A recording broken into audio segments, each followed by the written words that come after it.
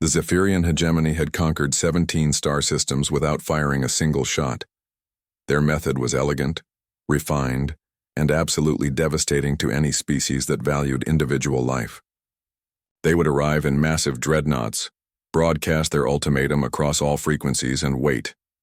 The ultimatum was always the same: surrender unconditionally, or watch as they systematically destroyed every population center until compliance was achieved.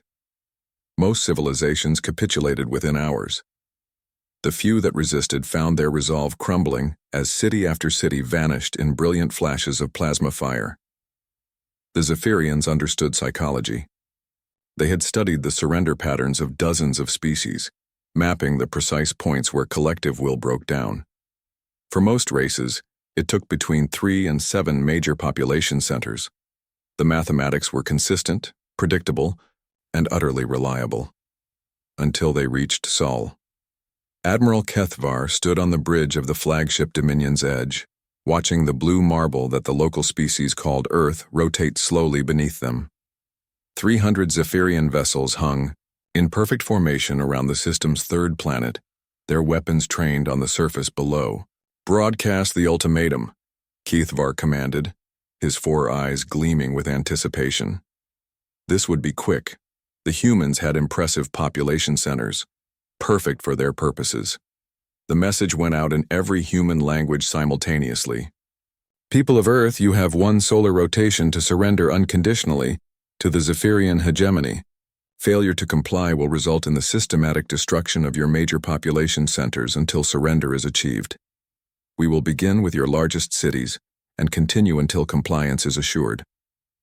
Kethvar expected the usual response: frantic communications between world leaders, desperate attempts at negotiation, perhaps a token military response that could be easily swatted aside. Instead, he received something unprecedented: a single transmission, broadcast from what appeared to be a military command center. "Go to hell." 2 words. No negotiation, no pleading, no fear. Kethvar's mandibles clicked in what passed for a smile among his species. "Destroy New York City." The plasma cannon fired, and 8 million human lives ended in an instant. The Zephyrians waited for the inevitable surrender transmission. Instead, they received another message. "Is that all you've got?" Kethvar's smile faded. "Destroy London." Another flash of light. Another 9 million humans gone. Surely now, "We're just getting warmed up down here." The Admiral's tactical officer, Commander Zixtal, approached nervously.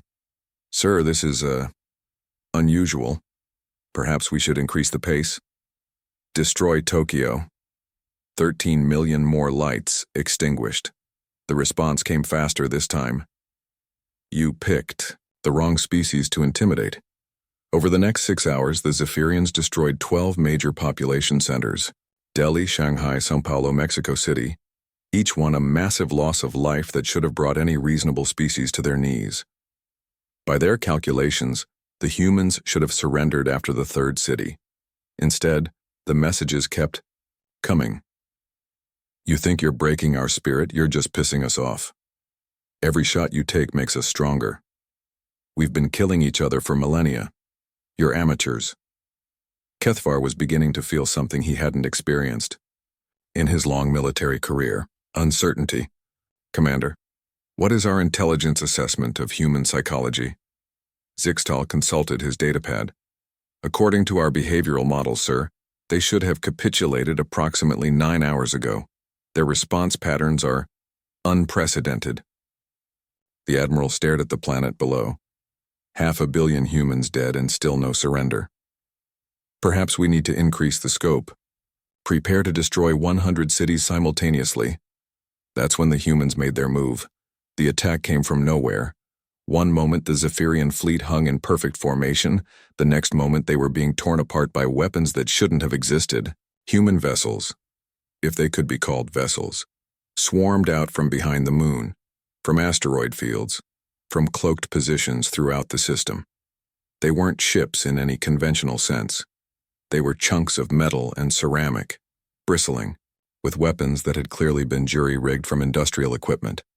Mining lasers retrofitted as particle beams, fusion reactors turned into massive bombs, construction mechs converted into boarding parties.